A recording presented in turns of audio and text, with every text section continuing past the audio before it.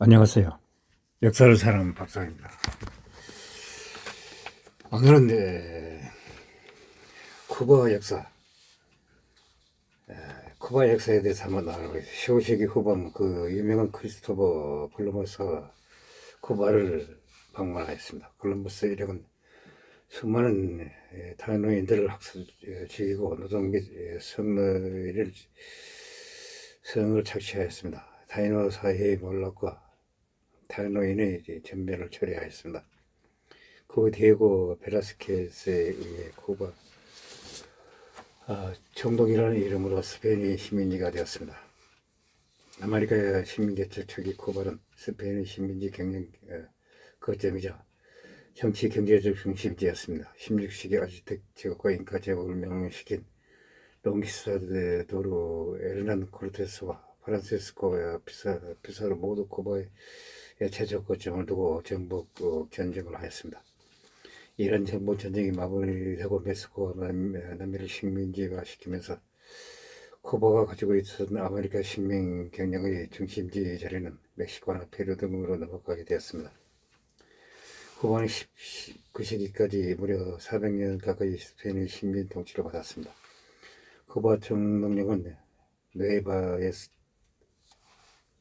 에스피냐로 편입되다가 쿠바 도독령으로 개설되었습니다.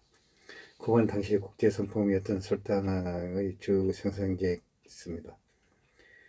부유했고 그 지리적 이점 때문에 스페인에서도 쿠바를 중요하게 생각하였습니다. 쿠바가 도시 성장스러운 스페인의 식민 통치기에 쉬워진 것입니다. 스페인은 강화한 식민지 정책을 펼쳤고 18세기 무렵 쿠바 내에서 잦은 반란이 일어났습니다. 1776년 외국 독립전쟁 이후 1804년 아이티를 시작으로 아메리카 대륙의 식민지들이 줄줄이 독립을 이어갈 때도 쿠바는 브레트력과 함께 최후까지 스페인의 식민지로 남아 있었습니다. 쿠바 다독령 내 크리올과 페니슬라가 스페인으로부터 독립에 회의했기 때문입니다. 그러나 시간이 지날수록 스페인 지배에 대해 번호를 품는 현지인들이 반란이 많아졌습니다. 무려 대외 확장과 적극적이 된 미국은 쿠바의 전략적 중요성과 경제성을 파악하고 쿠바 섬을 나눴습니다. 1850년대 미국은 쿠바의 자국령 편입을 시도하였습니다. 당시 미국은 내제도를 두고 남북의 갈등을 하고 있었습니다. 남북이 가까운 쿠바가 합병되면 내주가 될 것이라고 이란 북부가 결사 반대했습니다. 미국은 1859년 상원 존 슬레이들이 스페인에 1억 5천만 달러의 쿠바를 매각할 것을 요구하였습니다. 미국은 앞서 스페인과의 협상을 통해 1819년 플로리다를 양도받은 적이 있었습니다. 이번에도 긍정적인 답변을 기대하였습니다. 그러나 스페인은 단칼에 거절을 했다고 합니다. 당시 스페인에게는 쿠바는 프랑스, 알제리나, 영국의 포르투갈처럼 단순한 해외 식민지가 아닌 본토의 연장선상이었습니다. 스페인은 수백 년 동안 쿠바를 경영해 오면서 자국민을 이민 보내고 현재 사회를 양성하는 데 상당한 투자를 해왔습니다. 스페인의 기배에도 불구하고 미국의 쿠바 섬에 대한 관심은 높아지만 않았습니다. 18세기 중반부터 스페인 제국이 무너지기 시작하면서 부정한 전쟁을 위해 부유한 식민지였던 쿠바의 세금을 거둬 충당했습니다. 때마침 쿠바 가까운 생도맹그 원래는 IT 혁명으로 붕괴되고 서구 국가들이 IT와의 교역을 거부하면서 쿠바의 플랜테이션 수출은 호황을 맞이했습니다.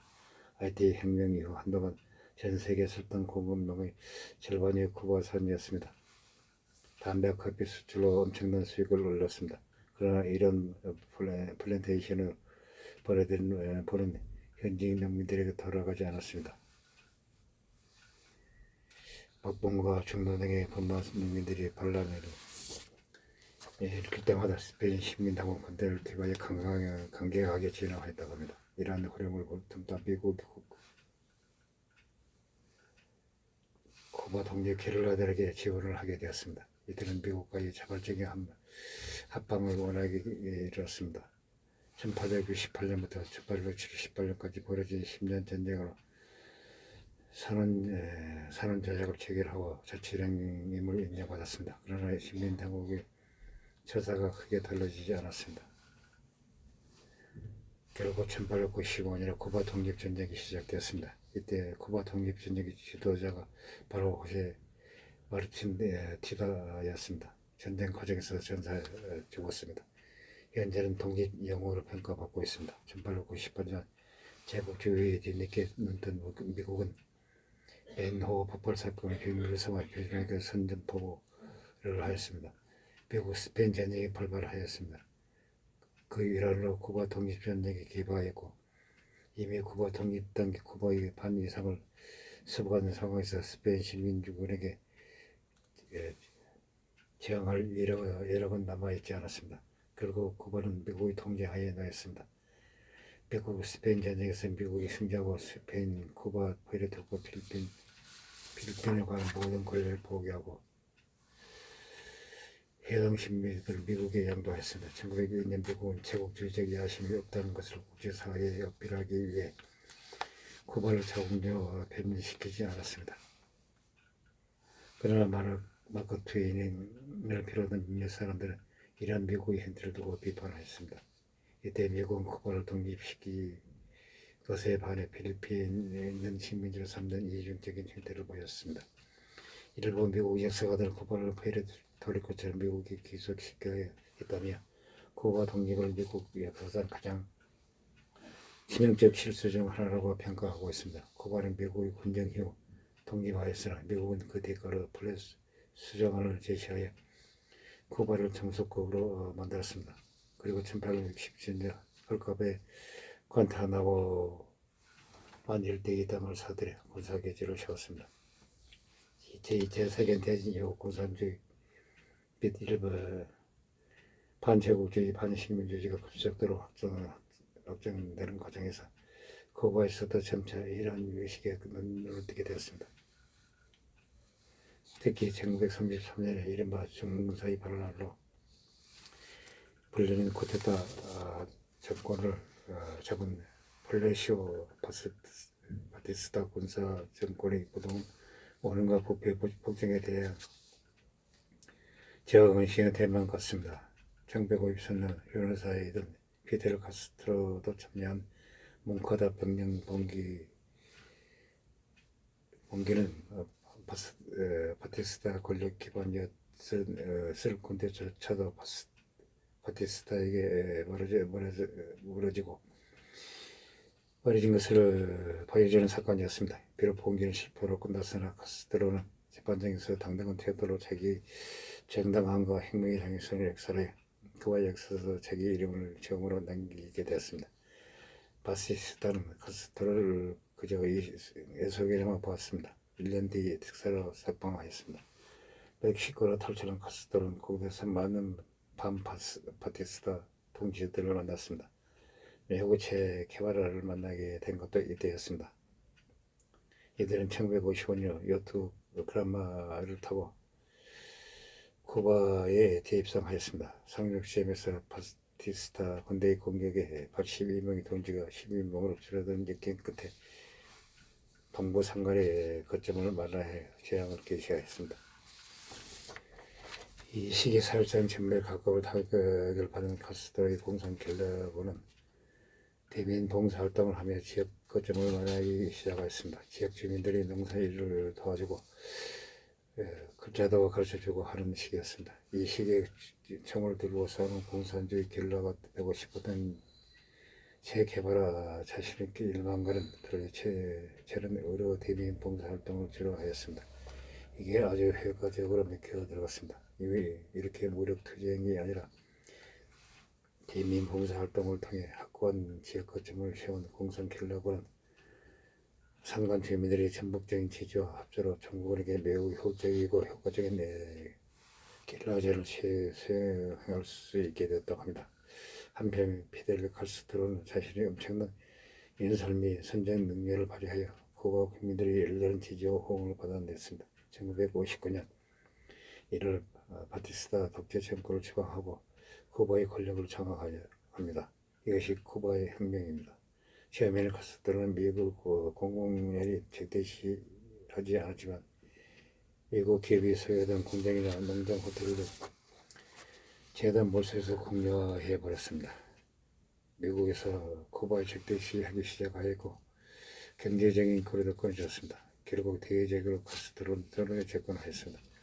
소련이 적극적인 지원으로 쿠바는 한숨을 돌리게 됐습니다. 이에 미국은 힘으로 카스트로 정부를 뒤엎기 위해 CIA를 통해 반카스트로 세력, 즉 바티스타 시절 친미 우익 세력을 지원해 1961년 속칭 피그망 침공을 일으켰습니다. 이 침공 작전은 완전히 실패하였습니다. 1961년 여심택에 출범한 젊은 케네디 행정부의 물론과 미수감이 일시에 phong 순간이었습니다. 이 사건을 카스트로는 반미 신소 정책을 강화하고 공공연히 공산주의 노선을 걷기 시작했습니다.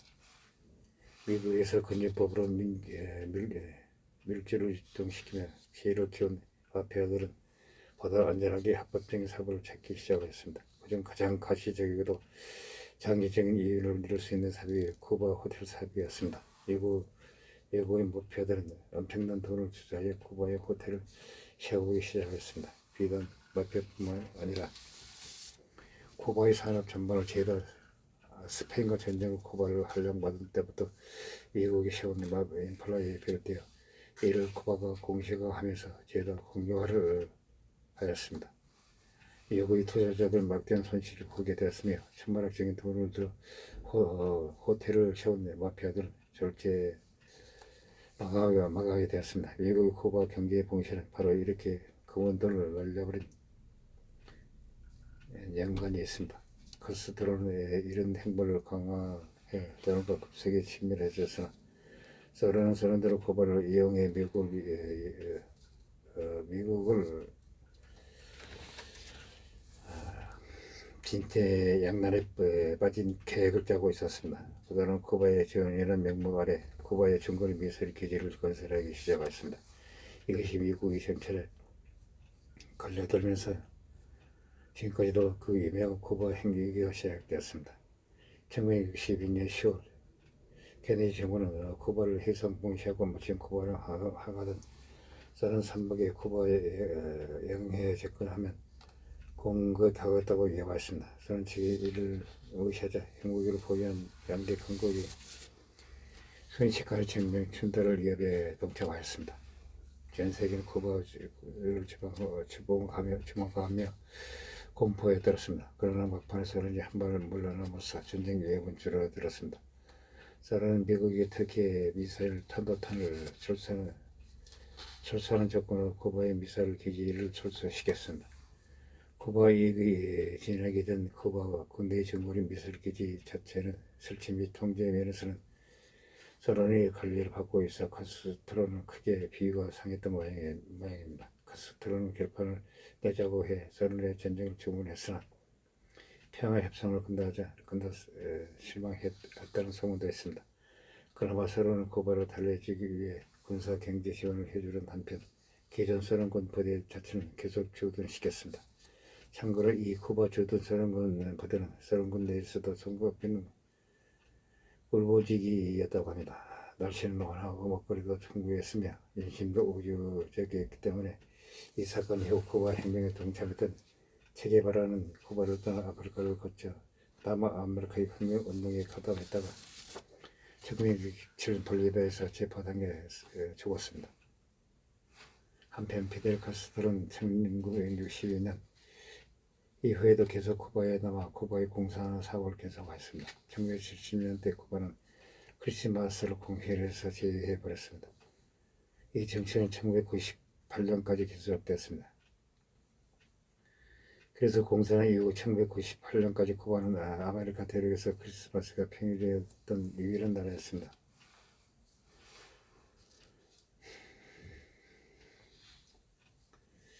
(1960년부터 80년대) 쿠바는 농업계획을 통해 소련의 철탄과 커피를 공급하고 소련에서 석유와 기계를 제공받는 호의적 무역 관계를 맺었습니다. 받았습니다. 1960년대 70년대 강서구 정책에 따라 중앙 아메리카와 아프리카에서 활발하게 전개된 공산주의 게릴라 운동, 즉 엘살바도르, 니카라과, 앙골라, 모잠비크 등을 지원했으며 그 연민 의료 계획을 실시하여 성과를 거뒀습니다. 지금도 중장년층은 이들을 잘 먹고 잘 살았을 때이며 국제적으로 힘좀 쓰는 시절로 기억하고 있습니다. 그렇지만 1960년대 산업 다각화와 공화화 실패로 인하여 큰 홍역을 치렀던 바가 있습니다. 이로 인해 체게바라 자신이 자아 비판을 했을 정도였습니다. 1970년대, 80년대는 어느 정도 경제 발전으로 라틴 아메리카에서 잘 먹고 잘 사는 나라였습니다. 그럼에도 1980년 마레일항 사건으로 홍역을 치르는 등의 일이 벌어졌습니다. 그러나 1980년대 이국 공산주의권 경제 침체가 가속화되면서 쿠바 경제도 침체되었습니다. 1991년 소련이 공중 분해되고 원자와 지원이 끊어지자 쿠바 경제에 말 그대로 폭탄이 떨어졌습니다. 정치적으로는 오자 사건으로 대표는 혼란이 잇따랐습니다. 여기에 장기화된 카스트로의 1인 통치 체제에 대한 불만을, 공산주의 지지의 폐쇄성에 대한 불만, 미국의 경제 봉쇄로 인한 빈곤과 실업 자유와 탈공산화에 대한 열망 등 모두가 겹쳤습니다. 1990년대 쿠바 정치 경제 사회는 매우 불안을 하였으며 소련이 존속했을 당시에 쿠바 페소와 달러 화관의 환율이 1달러 6페소였으나 생백품을 구입하기 힘들어지면서 암시장에서 이 환율이 급속히 치솟아 150페소 1달러에 150배까지 벌어지게 됐습니다. 이때 상황이 어느 정도 심각했는지 이 시기 쿠바인들이 별 수 없이 다이어트를 하게 되는 바람에 성인병이 줄어들어 건강했다는 연구 결과도 나왔습니다. 그래도 재빨리 건강산업의 활성화 조치와 해외 송금 자유화, 균형농법 약사 및 협동조합 확산 등 조치를 취하고 어려운 상황에서도 경비를 축소했으며 그 비용으로 무상교육제도와 배급제도, 무상의료제도를 하였습니다. 그 덕분에 배급제의 붕괴와 사회복지제도의 산업기반의 전면적인 붕괴, 핵개발로 인한 경제제재, 그러면서 지속되는 폐쇄적인 정책의 지속 등의 오연이 겹쳐서 9년 연속 마이너스 성장을 끝냈습니다. 2000년대 와서도 산업기반 자체의 붕괴로 인해 후유증에서 벗어나지 못하고 있는 북한과 다르게 최악의 상황만을 피하였습니다. 결과적으로 1993년 쿠바 경제는 바닥을 찍었습니다. 1994년부터 다시 경제성장세에 접어들게 되면서 이 시기를 개점으로 지속적으로 플러스 성장을 유지하고 있습니다. 특히 조지 W.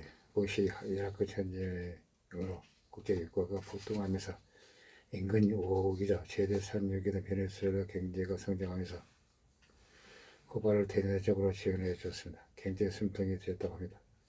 물론 플러스 성장을 유지하고 있다고 해도 배급이 이전에 비해 상당히 축소되었습니다. 빈부격차 확대나 배급 범위 축소가 겹쳤습니다. 1980년대만 못하다는 현재의 편이었습니다. 농산물 소출에서는 경쟁력으로 상당 부분 성장을 했습니다.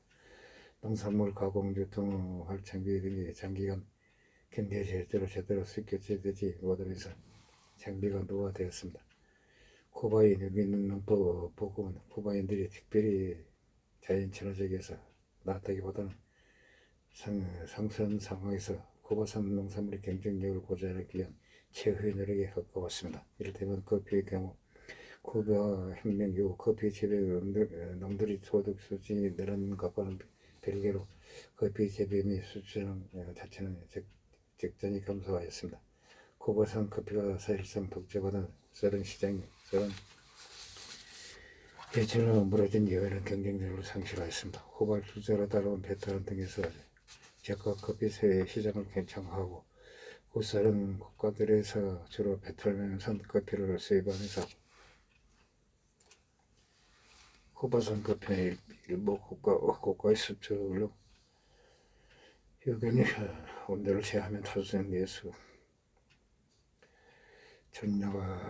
전용으로 전락하였습니다. 다만 전체적으로 민들의 소득 수준 및 생활 수준이 전반적으로 개선시키고 잘 유지한 것은 옳은 일입니다. 21세기 들어서도 쿠바는 여전히 피델 카스트로의 통치를 받았으며 이는 카스트로가 여심세게 추진한 사회, 교육, 농업, 의료, 계획 예산권을 거뒀기 때문입니다. 2000년대 중국, 러시아의 교류 증진과 함께 베네수엘라, 브라질 등 남미 전역에서 좌파 정권이 대거 집권하면서 이들 국가의 무역 증진으로 인해 경제 사정이 나아졌고 국민도 저런 먹고 살 수 있는 수준이 되었습니다. 실제로 쿠바의 1인당 GDP 통계를 보면 2000년대 초반에 $2,700였던 1인당 GDP가 2010년에는 $6,000로 진입하는 데 상당한 성장세를 보였습니다. 물론 그 이면에는 이중 환율 제도의 문제점과 자영업과 관광 실익에 따른 부정으로 인한 빈곤자 확산, 부정부패 문제점이 찾아오고 있었습니다. 하여튼 2000년대 이후 중남미 일대에서 입지가 다시 커져서 콜롬비아 내전에 대한 평화 협상도 쿠바에서 중지하고 있을 정도였습니다.